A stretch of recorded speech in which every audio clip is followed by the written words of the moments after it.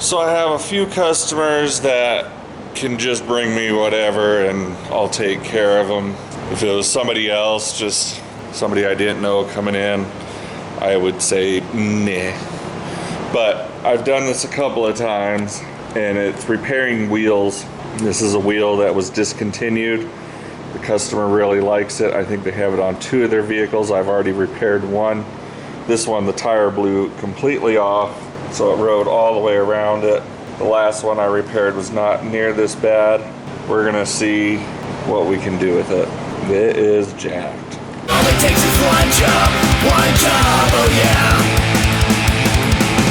All it takes is one job, and everything is gonna be okay.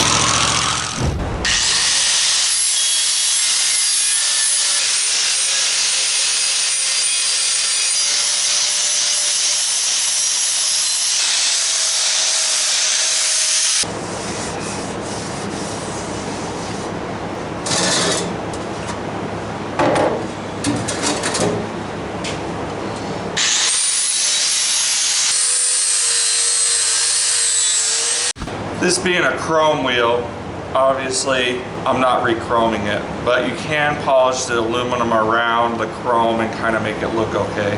And luckily this truck was lifted enough to where it didn't hit this inside ring, so we don't have to do any work here. This is not suggested at home or anything. I'm not vouching for this idea. You know, most definitely a wheel you want to throw on the rear, not the front. And this was a front wheel that he had delammed. But our inside edge looks pretty good. It is really just the lip. So we're gonna keep cleaning on this, and then we'll start our aluminum welding.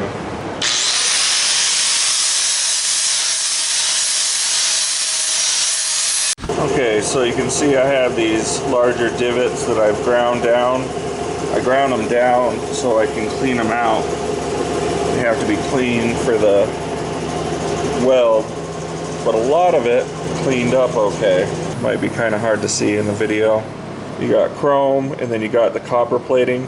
So they copper plate before they chrome, and that's why we're having that, which you know, kind of sucks, because if I go to polish this, you're gonna have possibly cleaned up chrome, even though that's not gonna clean up very well. And then you have polished copper, and then you'll have the polished aluminum. You know, from 10 feet away, you probably won't really notice, and hopefully it holds the tire on correctly. I just have to make sure I make this thing round again. I have a few spots, like right here, that it wore down some, probably while he's hitting the brake, trying not to die on the interstate when this thing blew up. Let's see if I can TIG weld. I'm not the best at it. I haven't had a lot of practice, but we're gonna give it the old TIG try. My miller here does TIG and MIG, which is just awesome and so fancy. Alright, so I got my argon on, and then I need to change it to MIG or TIG aluminum, and then up the gauge to say 3/16. We'll try that. Let's see how we do. Like I said, not a great TIG welder, but I'm gonna give it my honest try here. Kind of know what I'm doing. I've been trained. So we got our welds in here, and we might need to add on some more, but we'll grind it down and see if it rounds out. It's gonna be okay. You know, with some filler, it'll work.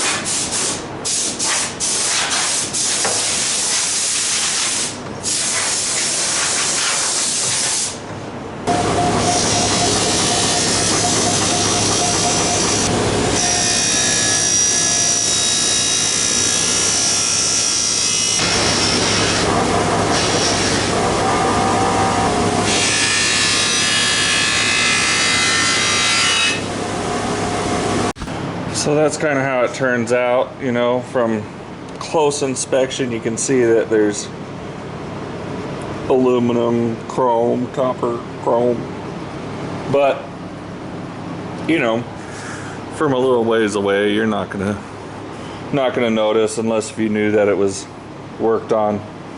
Kind of one of those things the owner will know, but the regular passerby won't pick up. So, you know, I guess if what you got and there isn't ones available and you really like it, then it might be worth the time to do it.